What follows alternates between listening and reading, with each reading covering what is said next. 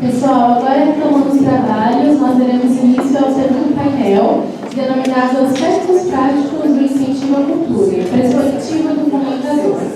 Para isso, eu vou convidar para compor a mesa o senhor Xavier Vieira, representando a APA, Arte e Cultura.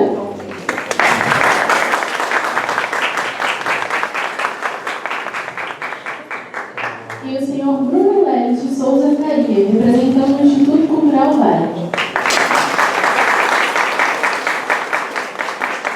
Assim como a professora Natália Cristina Chaves.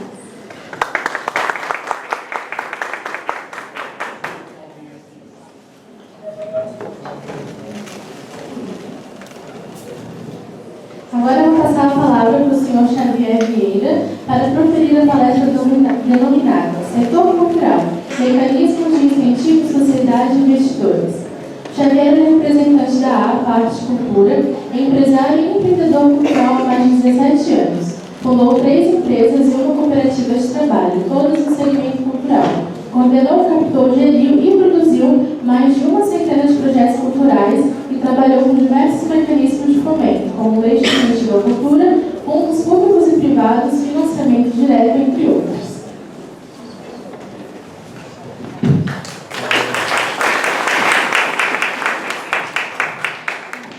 Pessoal, boa noite. Quero agradecer o convite da pessoa da Rádio, que fez contato comigo. Para mim é uma alegria estar aqui. Acho que esses espaços são extremamente ricos e úteis. E acho que eu vou quebrar um pouco o protocolo. Acho que eu vou causar um pouco de polêmica aqui nas minhas falas. E eu espero que vocês participem, tá? Para não ficar monólogo. Por favor, contraponham, considerem, fiquem à vontade, ok? Basicamente, eu tenho como missão nessa apresentação trazer um pouco mais dos aspectos que não estão tão superficiais da lei de incentivo, tratar um pouco sobre o processo de deslegitimação social que a lei de incentivo vem sofrendo nos últimos anos. Vou falar um pouco sobre a perspectiva dos incentivadores e também vou falar um pouco sobre os anseios sociais e o descolamento de certas partes da legislação com os anseios sociais. Então, nós vamos falar de artista grande, inclusão de recursos econômicos, esse tipo de coisa que todo mundo já leu muito, né? Vamos lá. Eu espero, com isso, contribuir para o repertório de vocês, para quando surgirem questões nesses aspectos, vocês pelo menos entendam que a discussão é mais profunda. É uma discussão necessária, que a lei não é perfeita, está longe disso, mas que ela tem uma finalidade econômica, social, cultural, artística extremamente relevante. O nosso país precisa de mecanismos como a lei ou outros que são melhor do que a gente tem, e ele é muito melhor do que a sua ausência. Meu nome é Xavier. Nasci na cidade de Viçosa, tive a oportunidade de estudar na Universidade Federal e sempre fui fascinado pelo mundo da arte. Tinha uma avó que era um fenômeno, tocava mulher, pandeiro, cantava e fazia de tudo. E ela foi minha patrocinadora durante muitos anos. Quando eu estava na universidade, fundei um jornal, um fanzine literário, por convite de um amigo, que mudou muito a minha relação com o mundo. Trouxe aqui para vocês. Passa, por favor, depois eu vou.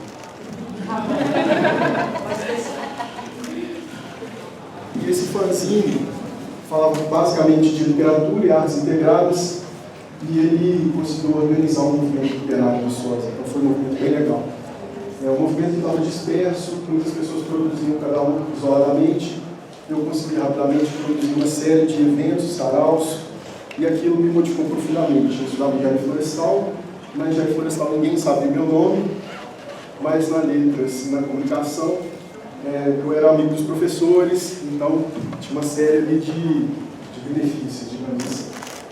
Eu pude firmar um convênio de estágio com a Universidade Federal de Viçosa, cheguei a ter 17 estagiários nesse jornal,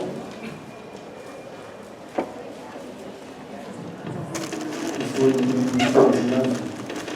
Descobri então que alguém pagaria para fazer aquilo que eu já estava fazendo há 20 edições da internet. Descobri as leis de incentivo à cultura, inscrevi no projeto e aprovei. E fui convidado por uma produtora profissional de Viçosa a prestar serviço. Então, quando vi um edital, eles me contrataram para fazer 5, 10, 15 projetos e fui vivendo disso, paralelamente à universidade, produzindo meus eventos, e foi muito legal. A partir daí eu tive a oportunidade de trabalhar com diversos segmentos artísticos, rádio comunitária, TV escola, oficinas artísticas, festivais de jazz, festivais de gastronomia, literatura, cinema, documentário. Cada um eu tinha um papel diferente. Então eu tive uma amostragem do segmento cultural que foi muito legal. Isso me trouxe até a APA, que é o lugar que eu estou hoje. A APA é uma organização sem fins lucrativos que capta recursos públicos e privados e investe na economia da cultura. Há 30 anos a gente está fazendo isso. O Ordenilde é nossa conhecida de muito tempo, né? E a APA completou 30 anos esse ano e a gente está hoje com 13 projetos ativos, 22 projetos encomendados por investidores, mais de 180 milhões de livros e mais de 235 projetos realizados nessa história.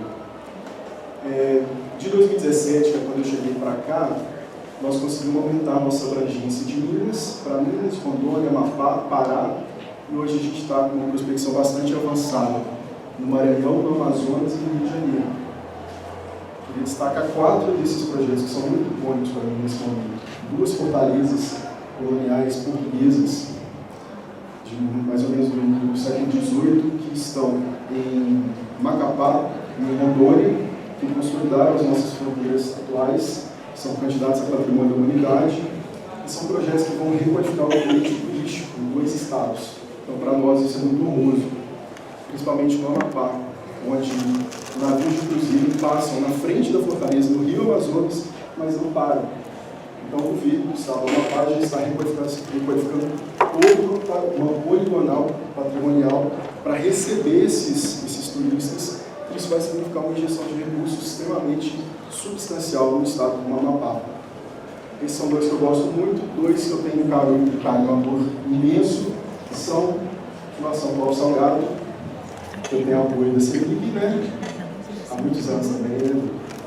E a CEMIG nos ajuda a entregar na Clóvis Salgado hoje 10 eventos culturais por dia. Como a gente sabe, mas a Clóvis Salgado é um grande complexo com 7 galerias de arte, 3 teatros, uma escola profissionalizante para 2 mil alunos, uma casa de fotografia, 2 centros de produção de cenário e figurino. É o maior complexo de cultura de Minas Gerais, talvez do Brasil, e com certeza o equipamento cultural mais utilizado no Brasil. Então, todo dia a gente entrega 10 atividades lá. Conseguimos subir nossa receita, nosso faturamento anual de 9 para 60 milhões projetados esse ano, e subimos 60 colaboradores para 131. Esses são resultados assim, muito expressivos. E eu sempre tive muito orgulho de falar deles e achava que estava indo tudo bem. Eu via que estava indo muito bem, da para dentro, da porta para dentro. Só que da porta para fora tinha uma coisa muito errada. Apesar de sentir o meu trabalho extremamente honroso, me sentir útil socialmente, trabalhar com propósito, eu era questionado por pessoas que estavam próximas a mim, que me amavam, me conheciam profundamente, sobre a legitimidade do meu trabalho, sobre o oportunismo, sobre o beneficiamento direto de recursos públicos.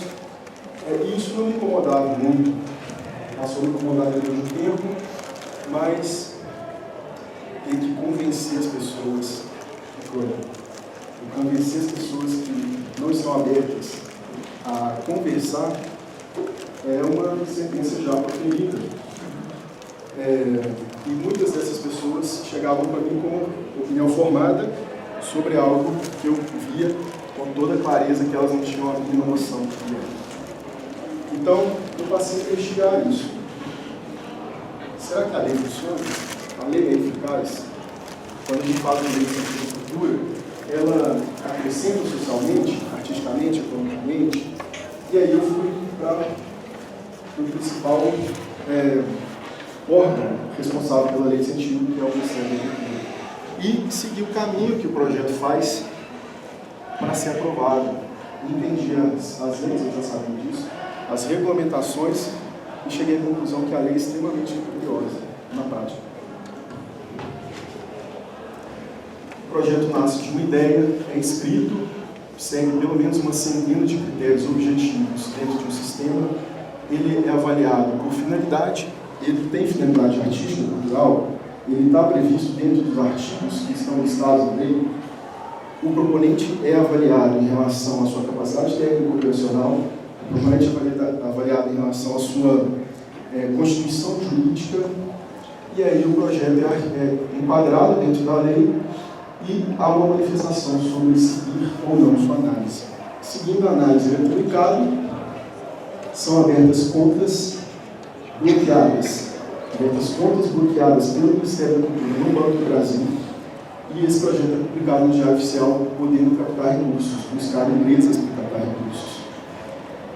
Nos projetos que conseguem captar 10%, ou têm uma carta de patrocínio, ou são aprovados em um edital, 15 minutos,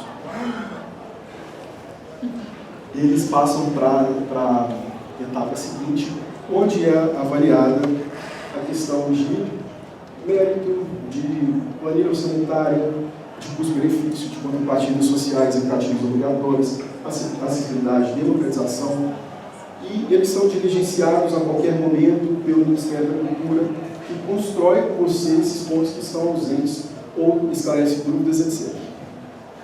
Com isso, você pode liberar a sua conta e utilizar o recurso dentro desses critérios com prestação de contas online, em tempo real, dentro do sistema. E o Ministério monitora isso. Então, extremamente criterioso o processo. E o setor? O recurso chega na conta, só que alguns dados. O setor engloba moda, artesanato, indústria editorial, cinema, rádio, TV, música, software e jogos digitais, arquitetura, publicidade, design, artes cênicas, artes visuais, museus e patrimônio. 44% dos trabalhadores são autônomos, 90% da renúncia fiscal são por projetos pequenos. E nós temos aí um maior impacto na área de patrimônio, porque movimenta a indústria da construção civil, são projetos de maior valor, de maior prazo. Nós tivemos, entre 93 e a fundação da AMI em 2018, 31 bilhões concedidos e 18 bilhões gerados em impacto econômico, somando 49 bilhões. E as 251 empresas do segmento geraram mais de 10 bilhões em impostos. Então, sim, o dinheiro chega na conta, funciona, tem um setor pujante que contribui significativamente e contribui com 3% do PIB, em contraposição a 2% da indústria automobilística. Recebe 1,3 bilhão de incentivo contra 5 da indústria automobilística e gera 7,4 milhões de empregos contra 1 da indústria automobilística. Além disso, tem um dado que eu gosto bastante da FGV, que diz que cada R$1 investido pelo poder público gera até R$13 de movimentação econômica para projetos indutores de turismo. Isso significa que quando a gente vai no Natal de Gramado, que a gente vai no Festival de Gastronomia, de Tiradentes, que a gente vai para grandes eventos em cidades históricas, etc., que nos movimenta, que nos induz ao turismo, a gente deixa nessas cidades o valor de 13 para 1. Eu acho que isso é extremamente significativo. Mas isso não é dito. Então eu cheguei na conclusão que a lei é eficaz. Ela funciona, ela chega na conta. E o que causa grandes polêmicas? Apesar da eficácia, tem problemas, né? E aí eu cheguei numa segunda camada. Concentração de recursos no Sudeste e grandes artistas utilizando a Lei Rouanet. Percebo que socialmente isso é um problema. que a sociedade não estava mais aceitando esses pontos. E aí eu entendi que não era eficácia.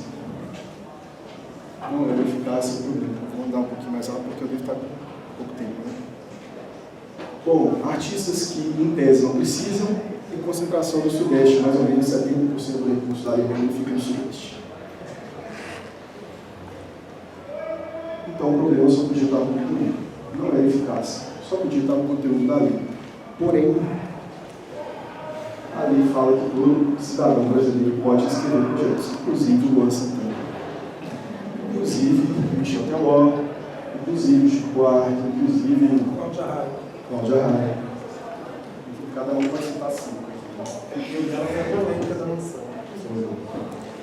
Enfim, além disso, diz que as empresas podem escolher os projetos que elas querem patrocinar em região geográfica. Então a concentração vem muito daí. Eu vou falar disso adiante. A lei de incentivo está sendo seguida. Ela está sendo respeitada. O problema é que houve um descolamento com os anseios sociais desses dois artigos. A sociedade não compra mais isso. A sociedade não quer mais esses artistas imensos aprovando e captando projetos que são beneficiados com recursos públicos. E isso acontece com bastante frequência, né? E por que há essa concentração de receitas? Por que vocês acham? Por que há a concentração de receitas no Sudeste? Não pode responder? Lá no Nordeste, a Associação Comunitária de Artistas vai ter condição de escrever um projeto, fazer O nosso problema, falta de educação financeira, falta de educação fiscal, desigualdade. O Luan Santana, a Ivete Sangalo, tem como pagar uma empresa para escrever um projeto para eles, montar o plano orçamentário, montar tudo de acordo com a lei. A associação cultural na cidade do interior não tem. A associação da bandinha, ela não tem condição nem de se manter. Tem isso, mas é questão de outros pontos. Vou falar rapidamente. Eu sou cantora há 33 anos. Trabalho com responsabilidade social. Fui solista menina da Fundação Paulo Salgado. Aos 12 anos, passei em primeiro lugar com a Alba, a Regente Alba. Conheço bem, trabalhei a minha vida inteira com música. A grande questão que existe é que eu trabalhei não só como menor artista, eu estive na TV no Brasil inteiro também. Eu sou totalmente contra que a lei de incentivo financie grandes artistas. Eu acho que esse é o grande problema. Uma vez que esse grande artista, ele traz a questão do patrocínio, que ela trouxe muito bem no início, ele traz a visibilidade para que aquela empresa possa colocar a marca nele. Então ele gera, aquela empresa que quer patrocinar, o Luan Santana, o Chico Buarque, todos esses que você citou muito bem. Isso está errado. Quando eu era desconhecida, na época, depois eu tive um grande contrato, ninguém queria me patrocinar. Ninguém tinha interesse em colocar a sua marca em mim. Eu nunca consegui. E havia também um grande esquema dentro das leis de incentivo, que inclusive uma pessoa que eu conheci está nos Estados Unidos, porque senão ela é presa, onde as empresas que escreviam os projetos superfaturavam os projetos. Então, aquele projeto custava 50 mil na operacionalização, na verdade, ele estava captando 300, 400 e cobrando ingresso. Então, existe um problema muito grande aqui, que a gente está falando de questão de ética. Então, para mim, a gente tem que pensar grandes empresas como Vale, Semig, como incentivar e como incentivar o Palácio das Artes para que tenha mais incentivo, para que as pessoas vão mais à obra. Como é que essas empresas entram dentro das escolas e difundem a música clássica, que eu não consegui ter oportunidade aqui sendo solista? Desculpa, é só porque eu acho que esse é o certo da questão. Eu vou chegar lá. Eu falei que ia ser bonito. Vale meu tempo. Vale o tempo. Para, desculpa. Eu vou mostrar algumas coisas. Eu Primeiro, que mau uso do recurso público a gente tem em todo lugar, infelizmente, essa é uma realidade do nosso país. Primeiro, que mau uso do recurso público a gente tem em todo lugar, isso é uma realidade da nossa cultura brasileira. Né? Eu vejo, eu não sei se eu tive muita sorte, mas uma parcela muito pequena de toda essa amostragem do mercado que eu pude participar, teve problemas com falta de ética. A maior parte dos meus clientes foram clientes pequenos que queriam fazer a coisa acontecer, até onde eu cheguei hoje na aula, que a gente tem uma organização que o primeiro funcionário é um auditor fiscal. Eu nunca vi uma organização cultural onde o primeiro funcionário é um auditor fiscal fez um trabalho belíssimo de compliance, integridade, ética, etc. Que faz a APA captar esse volume de recursos que ela está captando, né? Mas realmente a gente ouve falar, a gente sabe que existe. Você falou uma coisa sobre a visibilidade, que é o ponto que eu queria abordar. Né? As empresas têm a prerrogativa de escolher quais projetos elas vão fazer e onde elas vão fazer. E as empresas não têm finalidade artística. As patrocinadoras, elas têm finalidade de lucro. E elas trazem os seus próprios critérios. E sim, a lei não está errada, como você falou. A lei está correta. O que eu falei é que existe um descolamento da lei em relação aos novos anseios sociais. Que é a lei de 93. Né? Outro ponto que eu acho que é relevantíssimo trazer é que quando você tem um show da Cláudia Leite, financiado pela lei de incentivo, ele está no artigo 26. Então a lei financia 40% a 60% do valor que foi pleiteado. Não é um incentivo total, porque a lei entende que música popular tem mais facilidade de angariar recursos do que música instrumental e erudita. Mas quando a Cláudia Leite faz um show no interior da Paraíba, ou numa cidade de 50 mil habitantes, todo mundo ganha dinheiro. O dinheiro não chega no pequeno, ele chega. A lei não foi pensada para ele chegar no pequeno artista direto recebendo, mas ele chega no pipoqueiro, no Uber, no hotel. A tiazinha da verdura vende mais no restaurante, no dia do show da Cláudia Leite. Então, existe várias camadas de complexidade para a gente conversar. E eu não vou conseguir tratar de todas hoje, sabe? Mas eu preciso trazer isso para vocês. Vocês estão na fila, né? Acho que tem que vir cá, o fio é tudo. Eu queria falar um pouquinho, porque eu sou aluna de ciências históricas, vou puxar um pouquinho pro meu curso, mas que ciências históricas também é um curso aqui na casa. A gente tem um recurso específico, que é o recurso de governança, em que a gente fala bastante sobre ciências no Estado. E no curso de Ciências do Estado a gente tem um percurso que é o percurso de governança, e nele a gente tem matérias específicas sobre isso. Então, tipo assim, respondendo um pouco da sua pergunta do porquê que existe uma concentração, eu acredito que, assim, historicamente, né, falando um pouquinho da história do curso, o curso é um curso de Lula.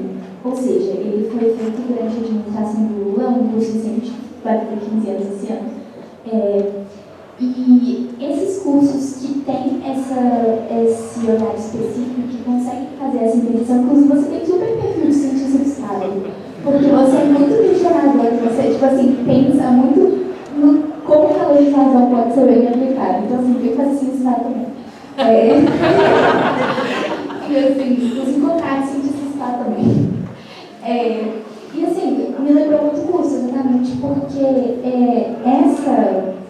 essa atenção, esse foco, esse olhar específico, essa administração pública que tem o conhecimento dessas interseções, ela tem sido uma coisa muito nova. Assim, a escola mais antiga que tem curso de administração pública no Brasil tem 40 anos, a FGV, se não me engano. Então, assim, quando a gente entra no Contas Públicas, né, que é essa interseção que, gente, ciência está muito grave, eu estudo, tá? Quando a gente entra nessa interseção, a gente percebe que falta um pouco desse conhecimento especializado. Então, por exemplo, a nossa empresa Júnior, que é a Transformar e Consultoria Júnior, ela tem um serviço que é de inscrição em edital.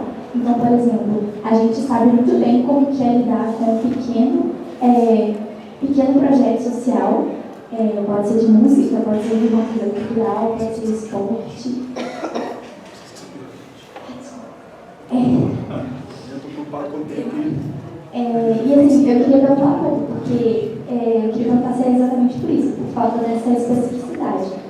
Por exemplo, Nesse curso, durante a adesão da empresa, eu notei isso, que assim, falta um pouco de conhecimento das pessoas de como escrever, como fazer acontecer e tal. Bom, na verdade, desculpa, qual é o seu nome, Luísa? Na verdade, tem um conjunto de fatores. As empresas buscam visibilidade e o Sudeste tem uma universidade proporcional. Então, as empresas querem maior visibilidade. Elas também buscam artistas de renome ou projetos de renome, porque elas podem ter mais visibilidade. Em regra, nós temos a CEMIG e a Vale que atuam nas regiões onde elas investem nas regiões onde elas atuam. É isso? Um dos critérios da gestão da Vale é ser feito nas regiões onde ela atua. E da CEMIG investe no interior de Minas o tempo todo, né? Mas eu queria passar um pouquinho mais profundo. A lei de incentivo, ela veio de uma atribuição do Estado de prover arte e cultura, uma atribuição constitucional. Vocês sabem disso melhor que eu. E o Estado se depara com uma realidade altamente complexa, um país altamente diverso, um Estado sem estrutura operacional e sem recursos, e cria a lei de incentivo numa terceirização dessa obrigação para o mercado. Então, dá para as empresas a obrigação de definir o recurso e traz para o Estado a função de demandante e fiscalizador. Correto? Regulamentador e fiscalizador. Isso gera algumas distorções que estão sendo questionadas. Né? Todo mundo está comigo? E esse é um ponto também polêmico. Mas qual que é a opção contrária? O Estado centralizar todo esse recurso e operar esse recurso no Brasil inteiro com as multiplicidades de linguagens e segmentos culturais e toda a complexidade de gestão dos projetos no Norte, no Sul, no Nordeste e no Sudeste. Eu queria saber o que vocês acham disso. Você acha que vai funcionar? Tem o Sistema Nacional de Cultura. Que está embrionário, né? Sim. Mas é um outro recurso, é um outro mecanismo. Eu queria contribuir também, tanto com essa discussão quanto com a anterior. Eu sou morador do Morro Papagaio, atuo numa instituição sociocultural chamada Casa do Beco, que existe há 27 anos, dentro dessa comunidade, e a gente aprendeu a mexer com as leis de incentivo. O nosso propósito foi entender qual é a ferramenta para hackear o sistema e também buscar esses recursos. A gente se profissionalizou, inclusive a Janete é gestora financeira da Casa do Beco, eu fiz administração de empresas, e ainda assim, no sistema da lei, ela é seletiva no seguinte sentido, de que quando tem um projeto capacitado dentro de uma periferia ou dentro do interior, ela concorre com o Grupo Galpão, com o Grupo Corpo, com o show do Milton Nascimento dentro do estado de Mineirão. E a gente tem uma atuação há 27 anos de transformação social por meio da arte dentro de uma comunidade de favela, e isso não vira visibilidade para a empresa. Então, essa loucura que é a Lei Rouanet como a única ferramenta de acesso ao recurso público, colocando para o setor de marketing da empresa definir o que é cultura e o que é arte e o que não é cultura, com recurso público, porque a empresa, ao invés de depositar o dinheiro para o Estado direcionar o recurso público, ele delega essa função do uso do recurso público para a aplicação da marca da empresa no nosso projeto. E aí a gente concorre com os grandes. Então eu penso que, ao invés de pensar só num projeto, porque quando é periferia, a gente é profissional. Quando é periferia, é um prêmio de 16 mil, de 10 mil, como se a gente não tivesse potência de fazer uma arte com eficiência e com qualidade. Então, há que se pensar, por exemplo, na Lei Rouanet, de forma que invista ou premie ou dê algum outro tipo de benefício para as empresas que também financiam, por meio da Lei Rouanet, projetos socioculturais. Porque ele vai ter mexer no bolso. Ele vai ter um benefício ao selecionar projetos socioculturais no Nordeste, entende? É um caminho, além do processo do sistema de cultura. Tem só uma última pessoa que pediu para falar, e depois Deixa eu só responder.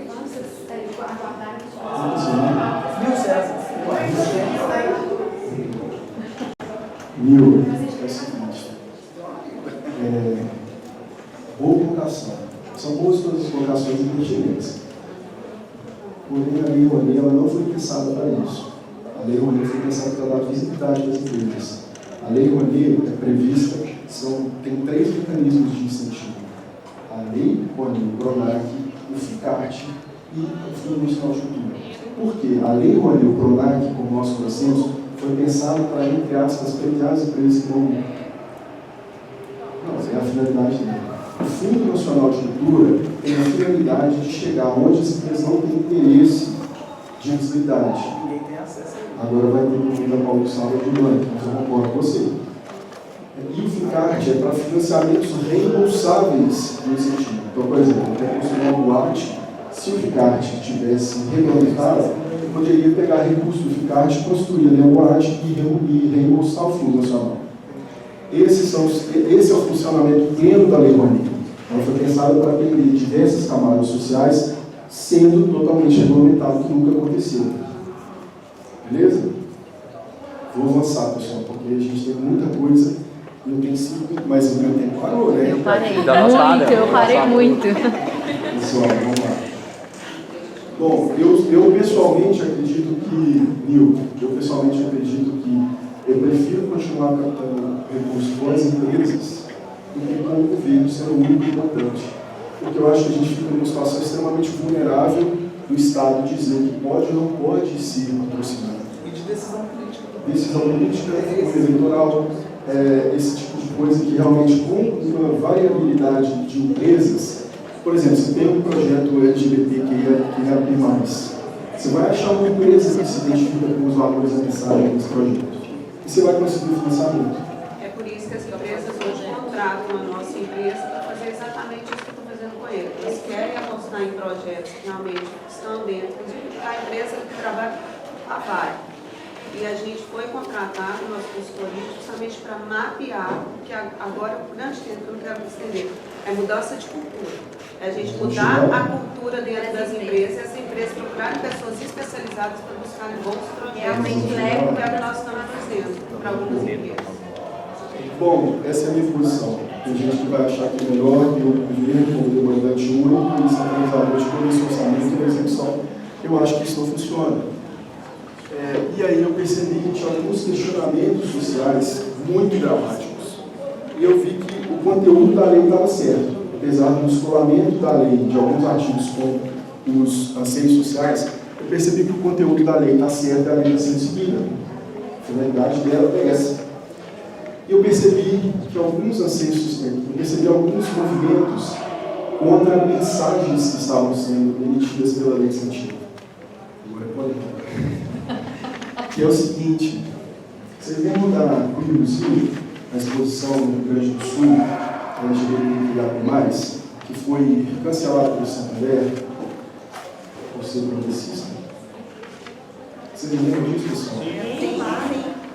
Eu participei da realização de uma exposição aqui no Palácio das Artes, no Pedro Moradeira. Nós tivemos, sei lá, uns 10 dias de protestos presenciais na porta do Palácio das Artes. E eu percebi que esse era o problema. As mensagens que a lei, que os artistas, que o setor artístico enviavam para a sociedade. Essa é uma questão que era profunda. Quando a gente pega o que é cultura, incentivo um conjunto de símbolos, códigos, hábitos, comportamentos, linguagens compartilhados no grupo social. Quem compartilha essas habilidades e tem um sentimento de pertencimento são habilidades não fisiológicas, elas você não nasce com cultura, você aprende, então alguém te ensina, então ela é repassada intergeracionalmente e socialmente. Isso molda quem nós somos, molda o que nós acreditamos, molda o que nós consumimos, e é difícil de mudar isso.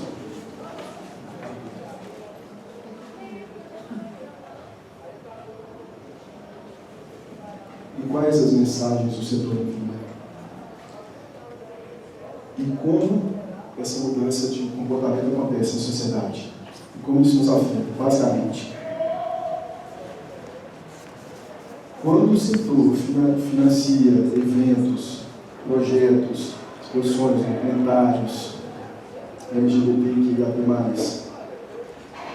Ele empodera certos grupos e certos discursos e certas narrativas sociais, e isso incomoda outros grupos.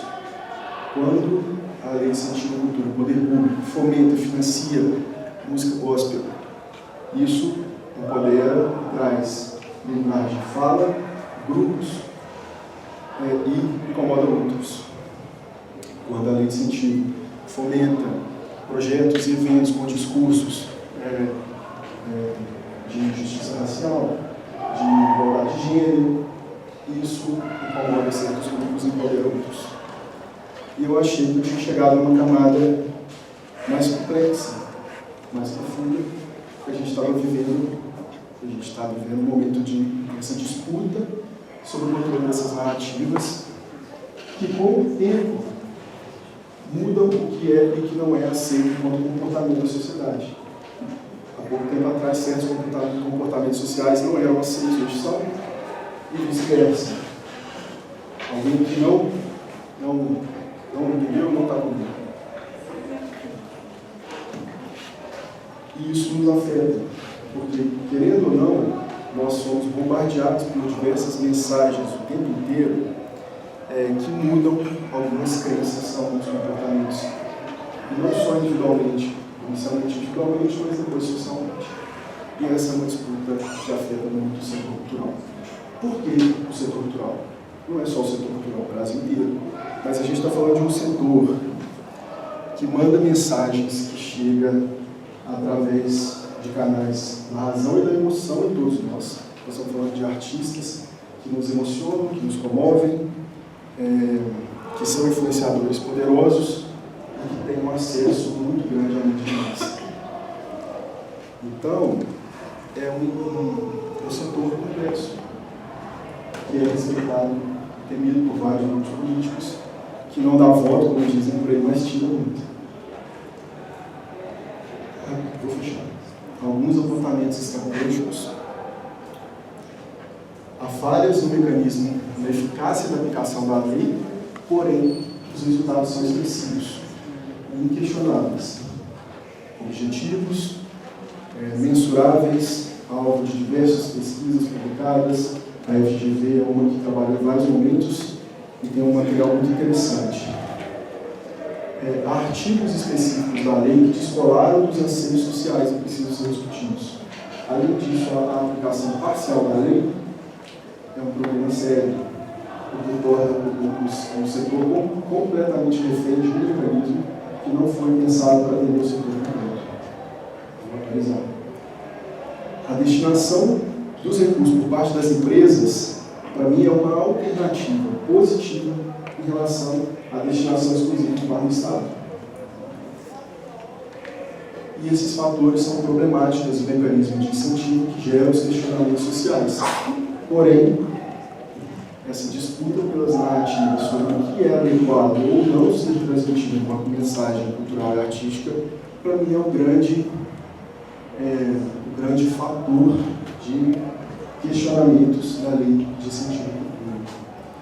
E essa disputa subverte os fatos e usa intensidade de mídia para criar a crença de que certas mensagens e comportamentos não são adequados sendo transmitidos. E essa é a principal motivação do meu entendimento do processo de deslegitimação das leis de incentivo. Eu gosto de terminar com uma frasezinha que parece que não tem nada a ver com o que eu estou falando, mas traz uma sátira sobre esse momento de disputa pela narrativa, né? A gente tem aqui a sociedade da Terra plana tem menos ao redor de todo mundo.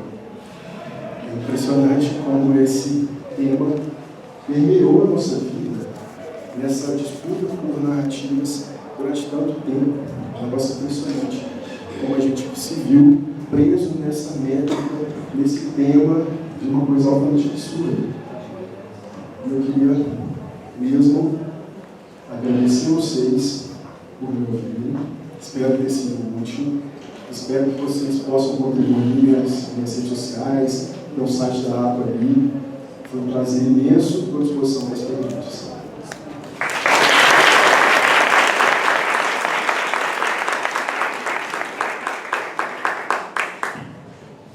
Muito obrigada, senhor Xavier. Muito obrigada a todos que participaram também.